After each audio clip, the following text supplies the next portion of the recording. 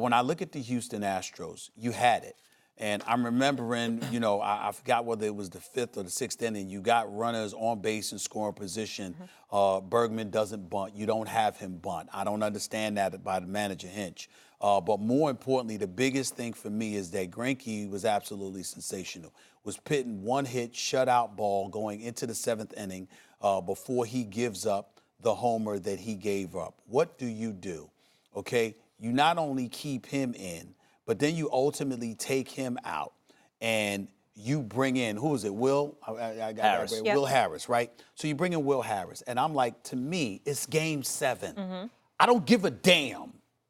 I don't want to see a reserve. I don't want to see somebody coming out of your bullpen unless it's Mariano Rivera. I don't want to see it. You go to Garrett Cole. You go to him immediately. I know the man hadn't, like Jessica Mendoza told us, he hadn't pitched in relief since college. I don't give a damn. He is your ace. He's been absolutely sensational since he has been with you as a Houston Astro. I think coming into the postseason, his record was like 35-10 with an ERA under 2. What are you doing? He shows up in the postseason, shows up in the World Series. He's balling out. You get him in the game for a game 7. That's what you do. You went to Will Harris instead. We saw what happened. We never saw Garrett Cole. What did Martinez do for the Nationals? He brought in Corbin. Corbin's not a relief pitcher. He's a starter. But why did you bring him in? Because you know how successful he's been. And not only that, you know that he can handle the load if necessary because he shows it to you as a starter pitching in the 6 or 7 innings. That's what you do if you're Houston for a game 7. Hinch was scared to take a chance. He went to the regular old, and to me, it cost him. Well, I think that's a good point. And I said before the game, all hands on deck, it's game 7. And by the way, we're all, like Stephen A. and I are huge baseball fans. It's just that the popularity, it's a very local sport nowadays, nationally, so we don't get to talk it enough. But it was great to see a World Series like this, even if our Yankees weren't in it, unfortunately. Here's the thing. Those are all good points. Let's not forget, though, it was a 1-run game at the time that he made the pitching change. And Harris is an excellent reliever. In fact, the Astros have an excellent bullpen. Like, he given up, 1 run this postseason in 11 innings, something like that, something crazy like that, when he brought Harris in. Now, a 1-run game, Stephen A.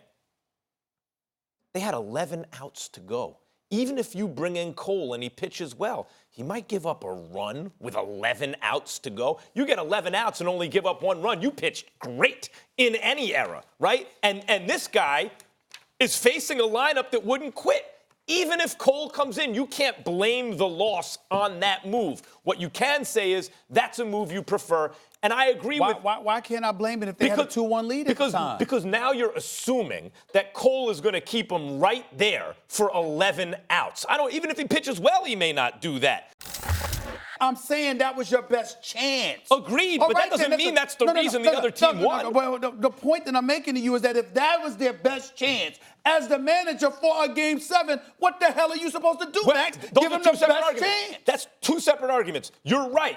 We agree that the manager didn't give them the best chance to win. Okay, that's what I'm saying. That's far from saying that the Astros lost it, the Nats didn't win it. Do you know what the Nationals had to do to win that game? Howie Kendrick, who's a not celebrated enough, excellent middle infielder for years, though he's not that anymore, was a really good second baseman with the Angels and the Dodgers, lifetime .294 hitter with decent on-base skills, hit for some power, comes up in a playoffs where he's had big moments already, and hits a late-inning, game-winning, come-from-behind home run in Game 7 on the road.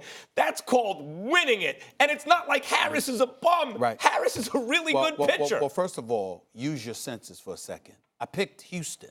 So obviously I'm going to look at Houston and say, how the hell you lose this? Because I thought you was going to win. So obviously if you ask the question, I'm going to give you a reason why I thought they won. They lost the damn game. You got to... So you're admitting your bias. I'm glad about that. As you are, because you picked the Nationals after Jessica Mendoza sat here and convinced you. We're talking about you right now. I understand. There we go. I got it. But what I'm saying to you is this. If you have a 2-1 lead and your ace... Keep this into consideration. We're talking about starting pitchers who show up and pitch 6 to 7 innings. We just witnessed Greinke, who's the third starter, go 6 1/3 full innings, okay, and hold them to 1-hit ball. Why is it wrong for me to then say, okay, Cole is better, and he only got 2.5 innings that he would have to pitch? Why couldn't he shut down and hold him to a 2-1 lead? You watched Madison Bumgarner years ago against Kansas City on 3 days rest, if I remember correctly. Johnson for the D-backs way back in the day. Complete game. Don't tell me that it's far beyond the realm of comprehension. As much as I love Soto, and as much as I respect Hendricks and all of these boys, and Rendon, I can't forget him. Don't tell me that it is beyond the realm of comprehension on your own turf for a game 7 for the best pitcher who's probably going to win the Cy Young to hold you scoreless for 2 2/3 innings. He would have. Come on. A good shot. I'm taking that bet. He would have a good shot at. He'd have a good shot at. Listen.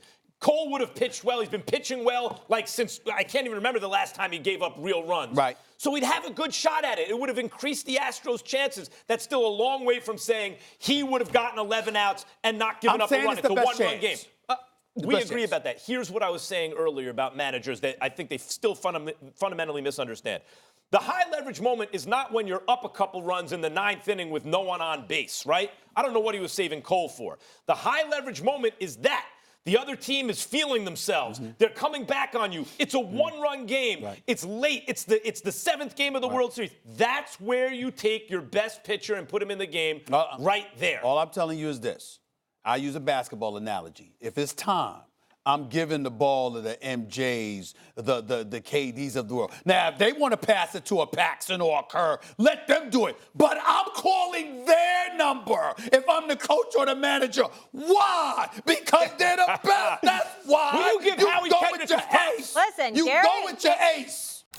Thanks for watching ESPN on YouTube. For more sports highlights and analysis, be sure to download the ESPN app. And for live streaming sports and premium content, subscribe to ESPN+.